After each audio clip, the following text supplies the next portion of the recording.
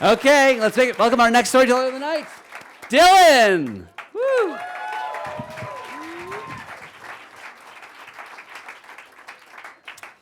Thank you for raising the mic. I am 8 feet tall. You may have to tilt up. I am also recording this show, so don't take points against me for that. This story is going to be nothing like the last story you just heard. That was fantastic. This is very funny. So I belong to a family with 3 boys. I'm the youngest of the 3, and it was rough. It was almost like a daily competition of toughness. I remember being tied in a rope and it being yanked and hitting my head on a subwoofer, getting stitches at like 6. I remember ramps being taken off in the front driveway off bikes with broken arms and fractured kneecaps sledding and being grabbed by the legs and spun around and hitting my head on things. I belong to those tough sons of bitches. And so I think early on I got this really, like deep sense of like wanting to prove, how tough I was.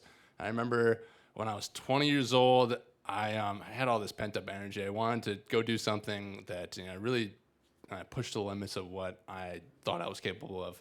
And I took a trip to Colorado and I booked a shuttle to take me to Estes National Park. And I spent 3 nights out there in the winter alone. And the first night, I just start walking in there, and I am so happy. So many people told me not to do this, including my own grandpa, who barely ever speaks. You really can't get him to talk much, but I remember he took me close. He's like, "You're scaring everybody with this trip." And I tried not to tell anybody, but it's got around, and it's like, "Your father doesn't want you to go." I'm like, we haven't spoken. So first night I'm out in the wilderness and I run into this guy in this bright red jacket. It looks like he's in his later 50s. His face is like made of leather and he's smiling.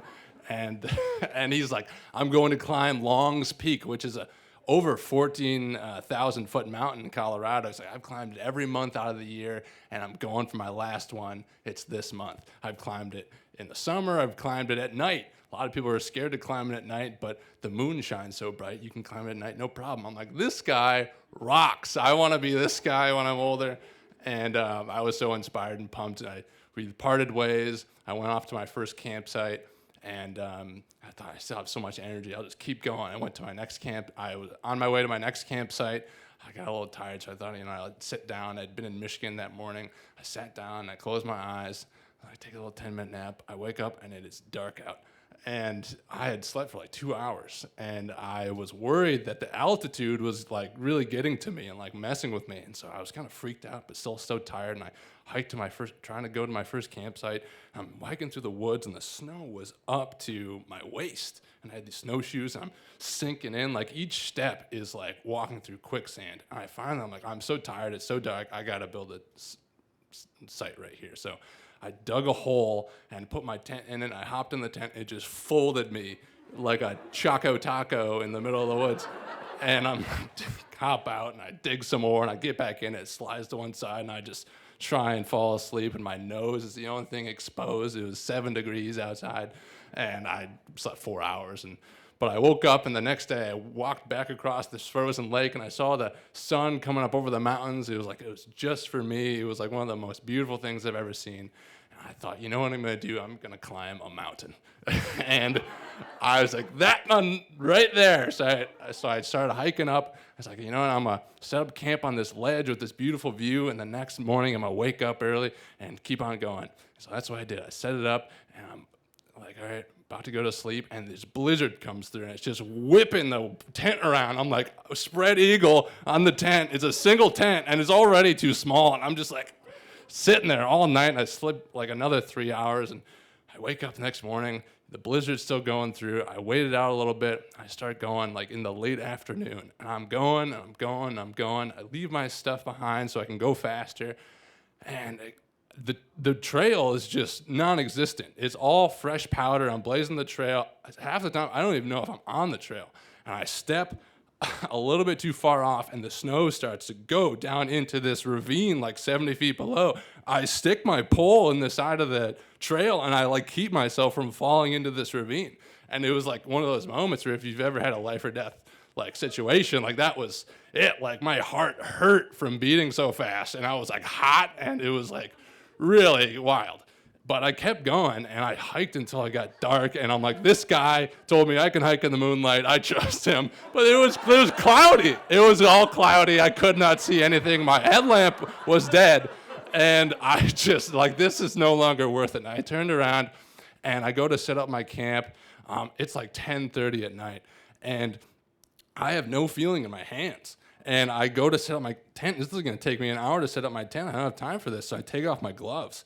And I start setting it up, and by the time I get in my tent, I squeeze these hand warmers. It feels like 1,000 needles, like squeezing my hands. It was so painful. And I didn't sleep at all that night. And the next morning, I had to walk 11 miles back to the visitor center. And I was blinking and waking up like 15 feet, like where I had closed my eyes. And I was hallucinating, and I was like really pushed myself to as like far as I'd ever gone. And so why am I telling this story? I guess, I really wanted to see what I was made of and see like, what am I capable of? And so, I belong to these group of crazy brothers, these tough kids who love, trying to prove themselves. But now when I look back at the story, I also belong to people who, really go for it. These crazy big challenges. They love pushing themselves. They want to push the limits of what they're capable of. And I really enjoy that like kind of cosmic sense of belonging to these explorers and adventurers. So thank you.